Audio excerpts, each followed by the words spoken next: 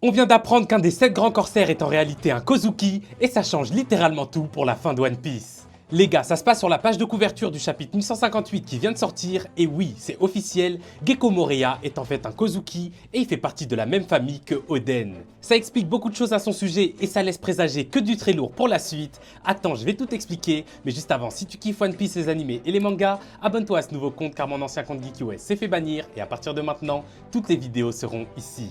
Et merci à Sasuke, Sarah et Bosco, les 3 derniers abonnés. Sur cette couverture, on apprend que la fameuse tombe du héros inconnu sur Wano appartient en réalité à Kozuki Moria. Et donc, Gecko Moria est bel et bien de la même famille que Oden. Et ça explique littéralement tout. Moria en réalité, avant, c'était un bon pirate. Et le jour où il a appris que Kaido avait envahi son île, il est revenu pour la défendre. C'est pour ça qu'on voit de la neige lors de leur affrontement. En fait, c'était dans la région de Ringo. Mais malheureusement, comme on le sait, il a perdu et tout son équipage s'est fait décimer et ça l'a fait vriller.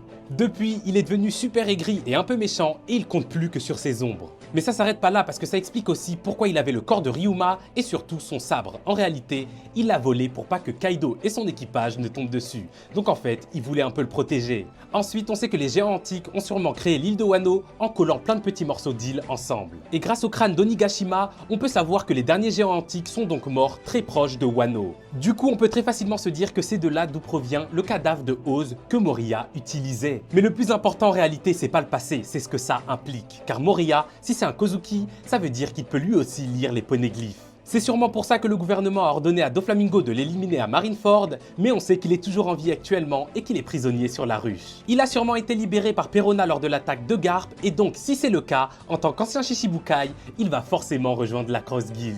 Grâce à lui, Buggy aussi sera en capacité de déchiffrer les road poneglyphes, et donc les 4 Yonko pourront tous se rendre sur Loftel pour la bataille finale de One Piece. Je sais pas ce que vous en pensez les gars, comme je vous ai dit, n'hésitez pas à vous abonner à ce compte car maintenant toutes les vidéos seront ici. Comme d'hab, en commentaire, moi je vous lis et je vous réponds, mais jusqu'alors, je suis out.